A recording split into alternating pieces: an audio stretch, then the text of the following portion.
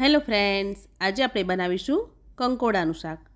ઘણી જગ્યાએ તેને કંકોડાના નામથી ઓળખે છે અને કોઈ જગ્યાએ તેને કંટોલાના નામથી ઓળખે છે. તો આ રીતે આવા નાના ફળ આવે છે અને વેલાનું શાક છે આ. તો મને આ એકદમ સરસ કૂણા કૂણા કંકોડા મળી ગયા. તો આ એક ખેતરના સેઢા પર પણ થાય છે અને જંગલની ઝાડીઓમાં પણ આ શાક થાય છે. તો પહેલાં આપણે આવી રીતે એકદમ સરસ મેં ધોઈ લીધા હતા કંકોડાને, એને આવા એકદમ ફાઇન કોરા કરી લઈશું અને પછી તેને કટ કરીશું. આ રીતે ડીટાનો ભાગ કાઢી અને આપણે કટ કરીશું. તો તમે જોઈ શકો છો એકદમ સરસ કૂણા છે કંકોડા. તો આ રીતે ઊભી ચિપ્સમાં આપણે તેને કટ કરીશું.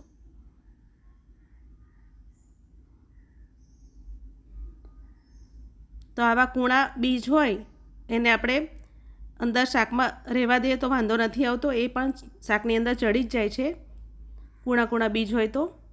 અને ટેસ્ટમાં પણ એ બીજ સરસ લાગે છે, એટલે એની સાથે જ આપણે એને કટ કરીશું. અને જો આવા હાર્ડ બીજ હોય પાકી ગયેલા તો તેને આવી રીતે કાઢી નાખવાના અને પછી કટ કરવાના.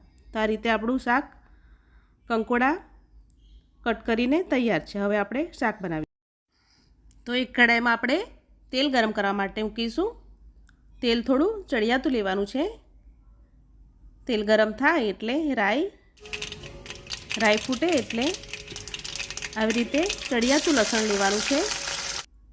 લસણની કળીને આવી રીતે મેં કટ કરી લીધી હતી એ લઈશું.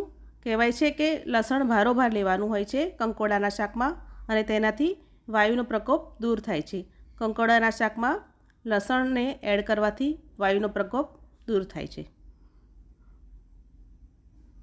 હવે લસણ તતરી જાય એટલે તેમાં આપણે જે કંકોડા સુધાર્યા હતા એ ઉમેરીશું અને આવી રીતે હલાવી લઈશું. અને પહેલાં મસાલા નાખ્યા વગર જ આપણે તેને ચડવીશું. તો ઢાંકીને આપણે તેને ચડવીશું. વચ્ચે વચ્ચે તેને હલાવતા રહીશું. કંકોડા ખાવામાં એકદમ પથ્ય છે, આંખો માટે ખૂબ સારા છે, ઇમ્યુનિટી બૂસ્ટર અને કેન્સર જેવા રોગોમાં લડવાની પણ તેનામાં તાકાત છે. આખા વર્ષમાં ખાલી 2 જ મહિના આ શાક આપણને જોવા મળે છે. ખાલી ચોમાસામાં જ 1 કે 2 મહિના આ શાક જોવા મળે છે. હવે આ શાકમાં આપણે મસાલા કરી લઈશું. હળદર, લાલ મરચું પાવડર અને ધાણા જીરું, સ્વાદ પ્રમાણે મીઠું. હલાવી લઈશું.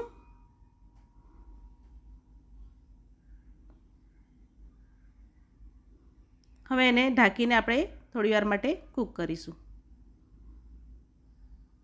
ચેક કરી લઈશું. મિક્સ કરી લઈશું.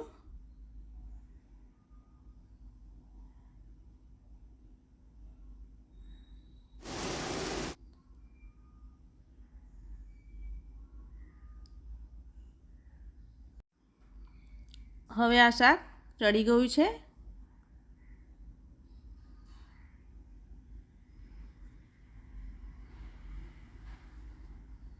હવે આપણે તેમાં થોડી ખાંડ નાખીશું, ખાલી ટેસ્ટને બેલેન્સ કરવા જેટલી, અને હલાવી લઈશું.